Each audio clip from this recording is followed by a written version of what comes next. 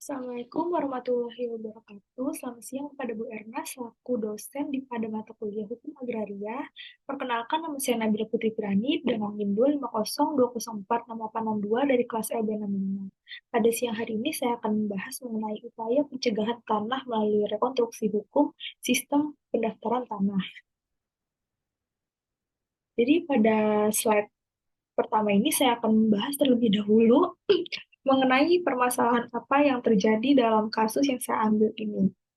Jadi, di sini dijelaskan bahwa Polres Metro Tangerang sudah menangkap dua orang mafia tanah yang dimana keduanya dikenal sebagai mafia tanah yang mengincar lahan seluas 45 hektar di kawasan Alam Sutra.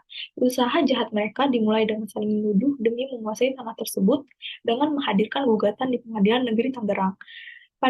Tercatat pada April 2020, keduanya mengajukan gugatan perdata.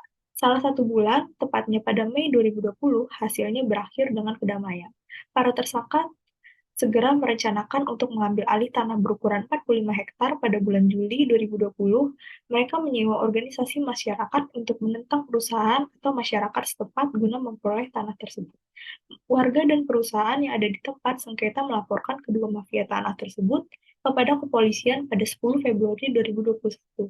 Akibatnya, eksekusi yang direncanakan harus dibatalkan akibat perlawanan dari warga dan perusahaan. Berdasarkan hasil laporan yang dibuat, kepolisian langsung melakukan penyelidikan. Hasil penyelidikan, aparat kepolisian telah menangkap kedua tersangka yang diyakini sebagai otak dari sengketa tanah. Dari tangan kedua pelaku, kepolisian mengamankan sejumlah barang bukti yang salah satunya adalah surat kepemilikan tanah palsu. Dalam kasus tersebut, saya juga akan lebih membahas mengenai bagaimana upaya pencegahan mafia tanah melalui rekonstruksi politik hukum sistem pendaftaran tanah. Kementerian Agraria sudah menyampaikan bahwa penyebab terjadinya kasus mafia tanah di bidang pertanahan adalah celah yang tercipta dari politik hukum pertanahan Indonesia yang mengatur sistem pendaftaran tanah. Menurut Supiyardi Kendi Budiarji, selaku Ketua Forum Korban Mafia Tanah Indonesia, ia menyatakan bahwa maraknya kasus perampasan tanah yang dilakukan oleh mafia tanah disebabkan oleh ketidakpatuhan aparatur negara terhadap Undang-Undang Pemilikan Agraria dan Peraturan Pemerintah Nomor 10 Tahun 1961 tentang pendaftaran tanah. Konstruksi politik hukum harus dilakukan dalam sistem pendaftaran tanah sebagai usaha untuk mencegah kejahatan mafia tanah. Hal tersebut dapat dilakukan dengan mengubah sistem pendaftaran tanah dari sistem publikasi negatif menjadi sistem publikasi positif. Menurut Yulia Jaya Nirmawati, sertifikat elektronik merupakan era baru dalam pendaftaran tanah di Indonesia.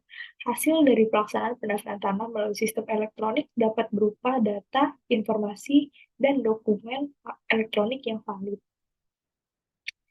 Kesimpulan yang dapat diambil dari kasus yang saya ambil ini adalah kemunculan mafia tanah dapat menghambat pertumbuhan investasi dan ekonomi. Hal ini dapat disebabkan karena kejahatan ini mempunyai dimensi yang sangat luas, yang dapat menyebabkan sengketa, konflik, dan masalah yang berkaitan dengan tanah dan ruang yang bernilai tinggi secara ekonomi. Pembahasan ini bertujuan untuk mengkaji rekonstruksi politik hukum sistem pendaftaran tanah yang ideal guna meminimalisasi kejahatan tanah tersebut.